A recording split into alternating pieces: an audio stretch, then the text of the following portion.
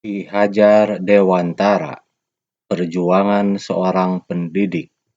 Seorang murid pamit kepada gurunya untuk tidak masuk sekolah karena ayahnya sedang sakit. 2 hari kemudian, sebelum mengawali pembelajaran, sang guru mendekati murid yang tidak masuk itu. Lantas bertanya, "Bagaimana kesehatan bapakmu?" Sapaan sederhana itu sangat mengesankan sang murid hingga dia mengabdikan dirinya untuk berbakti di perguruan taman siswa. Guru itu adalah Erweswardi Suryaningrat atau lebih dikenal Ki Hajar Dewantara, dan sang murid adalah Ki Suratman, tokoh perguruan taman siswa. Mari kilas balik, kita menengok sejarah perjuangan Ki Hajar Dewantara 1889 sampai 1959. Bangsawan yang nasionalis.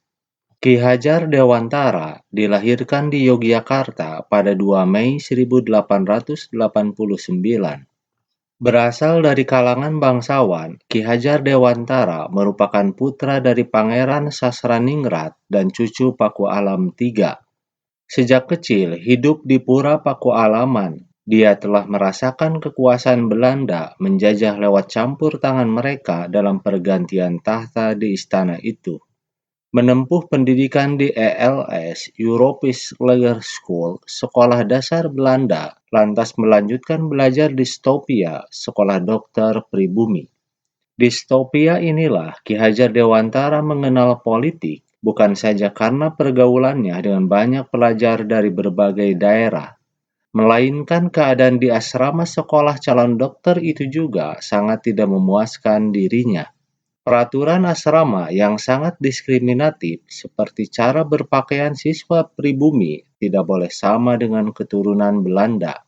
Bahkan Hari Raya Idul Fitri juga tidak boleh dirayakan oleh para pelajar. Sehingga tidak mengherankan apabila di dalam ruangan sekolah Stopia inilah muncul bibit kesadaran nasional dalam diri Ki Hajar Dewantara. Pergerakan dan pembuangan. Ki Hajar Dewantara akhirnya keluar dari Stopia pada tahun 1909 karena biaya untuk meneruskan pendidikannya tidak mencukupi lagi. Lantas ia bekerja sebagai analis pada pabrik gula di Bojong, Purbalingga, kemudian kembali ke Yogyakarta dan bekerja di apotek Ratkam. Setelah itu, Ki Hajar Dewantara mulai tertarik kepada jurnalistik. Ia lantas menjadi pembantu surat kabar Sediatama, Midden Java, The Express, dan utusan Hindia. Ketika bekerja di surat kabar inilah Ki Hajar Dewantara berkenalan dengan Douwe Dekker dan membawanya pindah ke Bandung, hingga mendirikan Indis Party, Partai Hindia, partai politik pertama yang memperjuangkan kemerdekaan Hindia. Aktivitasnya di dalam partai politik inilah yang pada akhirnya membawa Ki Hajar Dewantara ke tempat pembuangan. Ki Hajar Dewantara dengan sengaja memilih untuk dibuang ke Belanda dengan tujuan agar ia bisa mempelajari berbagai hal terkait tentang pendidikan. Di negeri Belanda inilah lantas ia mendapatkan ijazah Middelbaar Act yang memberinya wewenang untuk mengajar di sekolah dasar, taman siswa. Sekembalinya ke tanah air, Ki Hajar Dewantara bergabung dengan kakaknya Suryo Pranoto yang membuka sekolah Adidharma. Sekolah ini menggunakan sistem Montessori Tagore. Hakikat dari pembukaan pendidikan ini adalah melepaskan ikatan yang menyempitkan budi manusia, serta menurunkan derajat kemanusiaan supaya manusia dapat hidup merdeka secara lahir dan batin. Selama mengajar di sekolah kakaknya ini, Ki Hajar Dewantara merasa tidak bebas untuk mengekspresikan ide-idenya. Untuk bisa lebih mengaktualisasikan pemikiran dan gagasannya, lantas ia mendirikan taman siswa. Dari sinilah namanya mengalami perubahan dari Suwardi Suryaningrat menjadi Ki Hajar Dewantara. Prinsip yang mendasari pendidikan di taman siswa adalah sistem Among. Ki Hajar Dewantara dalam melaksanakan sistem pendidikannya menggunakan prinsip Tutwuri Handayani. 3 semboyan itu adalah Ingarsa Sung Tulada, Ing Madya Mangunkarsa, dan Tutwuri Handayani. Arti dari semboyan ini adalah Tutwuri Handayani, dari belakang seorang guru harus bisa memberikan dorongan dan arahan. Ing Madya Mangunkarsa, di tengah atau di antara murid, guru harus menciptakan prakarsa dan ide.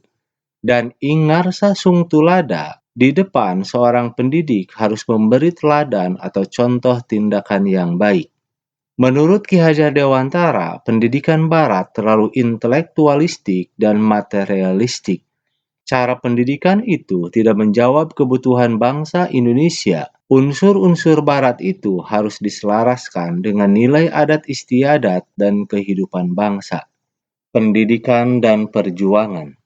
Dalam pelaksanaan lembaga pendidikannya, yaitu Taman Siswa, Ki Hajar Dewantara sangat menjunjung tinggi kemandirian. Sikap ini tentunya membawa dampak terhadap banyaknya hambatan yang datang dari pemerintah kolonial. Pada tanggal 13 Juni 1932, B.J.O. Srike, Direktur Pengajaran Pemerintah Hindia Belanda, menyusun rencana penertiban terhadap sekolah-sekolah swasta yang tidak bersubsidi seperti Taman Siswa. Upaya yang dilakukan ini sangat didukung oleh Gubernur Jenderal pada waktu itu. Sekolah-sekolah yang tidak bersubsidi ini dikenal sebagai sekolah liar. Kebijakan penertiban ini dikenal dengan sebutan Wildeswollen Ordonansi, ordonansi sekolah liar atau sekolah tidak bersubsidi. Tujuan dari kebijakan ini adalah agar pemerintah kolonial dapat mengendalikan sekolah-sekolah yang tidak dikelola oleh kolonial Belanda. Di antaranya adalah pemberian izin kepada guru membangun sekolah di daerah lain, sekaligus mengontrol bahan pengajarannya.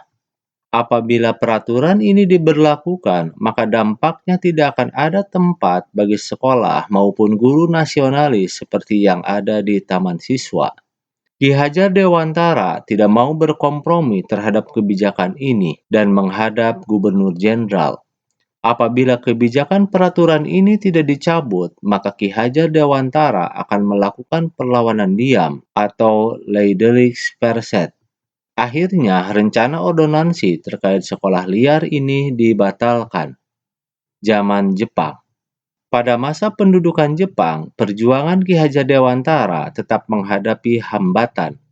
Adanya pembubaran terhadap taman dewasa sejajar dengan SMP yang berdampak terhadap kurang lebih 3.000 siswa putus sekolah. Taman siswa akhirnya diperbolehkan untuk membuka sekolah kejuruan, yaitu Taman Tani dan Taman Rini, pendidikan kerumah tanggaan. Kegiatan Ki Hajar Dewantara dalam dunia politik tetap berjalan. Pada tahun 1943, bersama Insinyur Soekarno, Muhammad Hatta, dan Kiai Haji Mas Mansur ikut mendirikan Pusat Tenaga Rakyat atau PUTRA, zaman kemerdekaan sampai dengan tutup usia. Setelah Indonesia merdeka pada tahun 1945, Ki Hajar Dewantara diserahi tanggung jawab menjabat sebagai Menteri Pendidikan, Pengajaran, dan Kebudayaan. Pengabdiannya terhadap bangsa dan negara terus dilakukan dengan aktif di medan bakti pendidikan bagi generasi muda, hingga tutup usia dengan tenang pada tanggal 26 April 1955 di Yogyakarta. Demikian kilas balik menengok masa lalu untuk menatap masa depan.